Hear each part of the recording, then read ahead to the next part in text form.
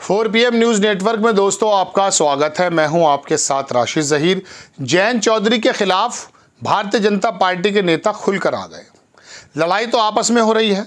संजीव बालियान क्यों हारे, इस वजह से उन्होंने प्रेस कॉन्फ्रेंस की कल और बताया कि संगीत सोम ने किस प्रकार से उनके साथ भीतरघात किया। अब ये लोग जो हारे हैं वो अपनी अपनी रिपोर्ट हाईकमान को दे रहे हैं। अब संजीव बालियान का दर्द भी सामने आया है।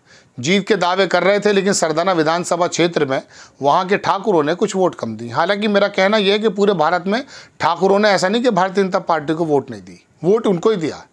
वरना गाजियाबाद का बंदा 4-4.5 लाख वोटों से नहीं जीतता, 3-3.5 लाख वोट से नहीं जीतता। वहाँ राजपूतों की संख्या 4 लाख के ज़्यादा बताई जाती है। 2.5 लाख तो अखबार लिखता है, 4 लाख। तो यही वजह है कि वहाँ पे वीके सिंह 8-9 लाख वोटों से जीत गए थे एक बार। मतलब बड़ा तो वो राजपूतों की वोट ही तो मिली है। गुजरात के अंदर जहाँ से क्षत्रियों का मामला शुरू हुआ है वहीं पर भारतीय जनता पार्टी जीत गई। तो ऐसा नहीं कि क्षत्रिय ने वोट नहीं दिया, कुछ 1-2% तो नाराज़गी हर बार होती है। हाँ, मुजफ्फरनगर क्षेत्र में एक जो है विधानसभा जो सरधना वाली है उसके बारे में बताया जाता है कि थोड़े से क्षत्रिय नाराज़ थे और यहाँ के जो विधायक थे पूर्व संगीत सोम, उनकी थोड़ी वर्चस्व भी है वहाँ। तो संजीव बालियान कुछ वोटों से हार गए, 20-24-25 हज़ार से। अब उनको जाहिर सी बात है अपना ठीकरा फोड़ना है, तो उन्होंने फोड़ दिया संगीत सोम पर। लेकिन संगीत सोम एक ज़बरदस्त कहूँगा मैं अपने क्षेत्र के प्रति शानदार नेता। संजीव बालियान भी अपनी जगह अच्छा है, लेकिन उन्होंने भी प्रेस कॉन्फ्रेंस की और उन्होंने संजीव बालियान के साथ साथ जयंत चौधरी पर जो हमले बोला वो दिलचस्प है। कहा जाता है कि ये जाट की जो लॉबी है यही है मुजफ्फरनगर। पूरी दुनिया में तो जाट वैसे है नहीं कहीं, यही वो एक पट्टी कही जाती है। मथुरा से लेके चले जाइए इधर शामली, कैराना, हरियाणा, यहाँ पर हैं। कुछ थोड़ा सा राजस्थान की जो शुरुआती वो लगता है वहाँ पर है। तो पश्चिमी उत्तर प्रदेश को जाट लैंड कहा जाता है। उन्होंने कहा जयंत चौधरी के आने से कोई फ़ायदा नहीं, नुकसान हुआ है। जो सीटें जीत सकते थे वो भी हार गए, ये बात उन्होंने कही। अब ये बात उन्होंने वीडियो में भी कही, वो भी मैं आपको दिखा देता हूँ। उन्होंने पहले संजीव बालियान के बारे में उन्होंने कहा, जो आरोप उन्होंने लगाए हैं कि दूसरों के ऊपर ठीकरा मत फोड़िए, गलत बात है। ये मैं ऐसी ज़बानी बता रहा हूँ। सरदाना में विकास नहीं हुआ, लोगों के ऊपर केस दर्ज करा दिए गए थे, सरदाना के लोगों को जेल भेजा था, तभी बालियान सरदाना विधानसभा में जीते। तब भी बालियान सरदाना विधानसभा में जीते, यानी कि वहाँ से वो कुछ वोटों से जीते। मुजफ्फरनगर से 800 वोटों से जीते, खतौली में 2000 वोटों से जीते। ये विधानसभा वार है। लेकिन उनके अपने ही क्षेत्र में बुढ़ाना, चरथावल में वो हार गए। बात अच्छी है। लेकिन अब राष्ट्रीय लोकदल के बारे में क्या हुआ है, उन्होंने कहा कोई फ़ायदा नहीं हुआ। जो सीटें अकेले जीत सकते थे वो सीटें भी हार गए। यानी कि आला कमान के जो ख्यालात थे कि जाट लॉबी या जयंत चौधरी के आने से जाट तमाम हमें मिल जाएगा, तो वो नहीं मिल पाया। लेकिन मैं आपको कई बार बता चुका हूँ कि जाट पिछले 40 सालों से भारतीय जनता पार्टी को ही वोट देता है। थोड़ा बहुत लोकदल के नाम पे इधर उधर होता है, इसमें कोई दो राय नहीं है।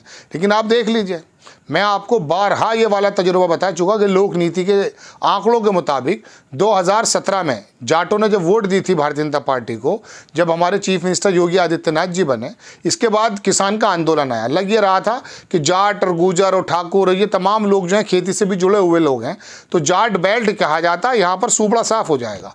लेकिन 2022 में 2017 से ज़्यादा जाटों ने वोट दी है भारतीय जनता पार्टी को। इसका मतलब ये कि किसान आंदोलन से भी कोई फ़र्क नहीं पड़ा। इस बात को जानते थे मोदी जी, इस बात को जानते हैं अमित शाह कि जाट जमात का जो वोट है हमारा अपना वोट है। कहीं कहीं इक्का दुक्का है, दरादर हो जाता है, वो तो सभी जगह होता है। वो तो गुजरात में भी एक सीट हार गए, उसमें क्या मसला है भाई।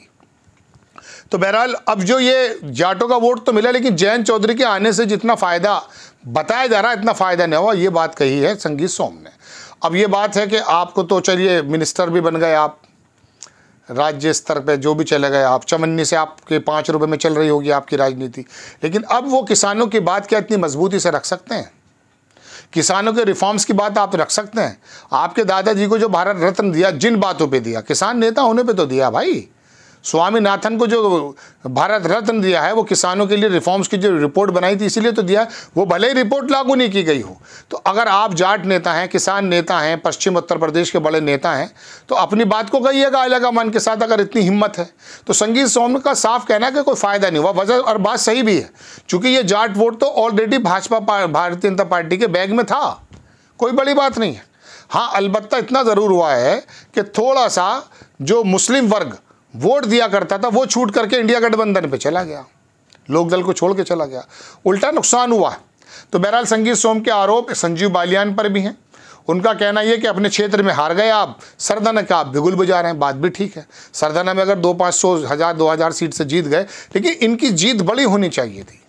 संजीव बालियान ने अपने क्षेत्र में काम किया, इनका कहना है कि मुकदमे किए होंगे, कि मुकदमे किए भी होंगे जब बोल रहे हैं। तो ये दोनों की अब लड़ाइयाँ चल रही, क्योंकि संजीव बालियान के हाथ भी कुछ नहीं लग पाया है।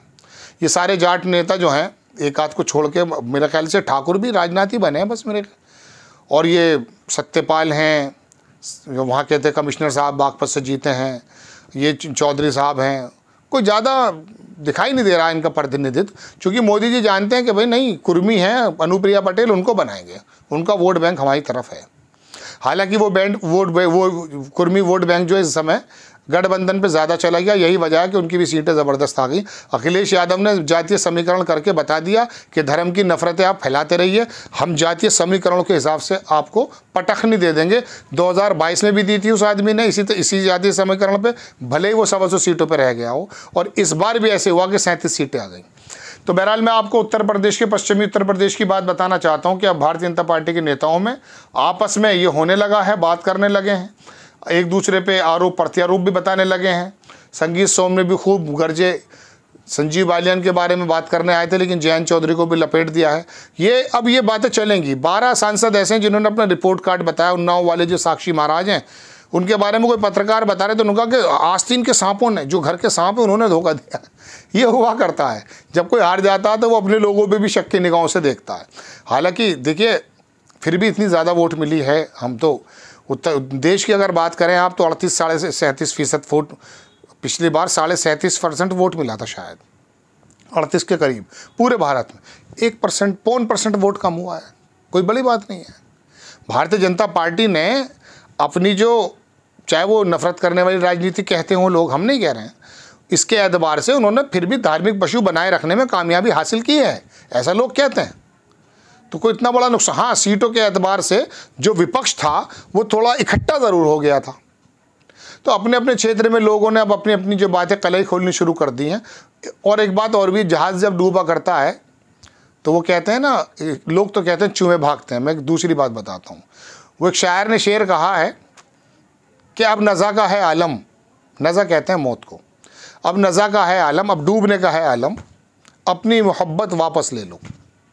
अब नज़ा का है आलम, अपनी मोहब्बत वापस ले लो, कश्ती जब डूबा करती है तो बोझ उतारा करते हैं। अब ये डूबने वाली है, किसी तरीके से नीतीश कुमार नायडू ने संभाल दी आकर के। अब देखिए आगे क्या होता है। लोकसभा स्पीकर अगर इनका नहीं चुना गया तो मजबूत हो जाएगी कश्ती, वरना इस कश्ती के अंदर 2 सुराख हैं, सारा देश जानता है। शिंदे साहब ने भी कहा, साहब हमारे आदमी को उन्होंने मंत्री नहीं बनाया, यहाँ संजीव बालियान परेशान है, यहाँ से ठाकुर संगीत सोम साहब परेशान है। ये होगा। अब आपको खबर कैसी लगी अपनी राय कमेंट्स बॉक्स में ज़रूर दीजिए। चैनल को सब्सक्राइब कीजिए, शेयर कीजिए। नेक्स्ट टाइम में किसी खबर के साथ हाजिर होता हूँ। जय हिंद।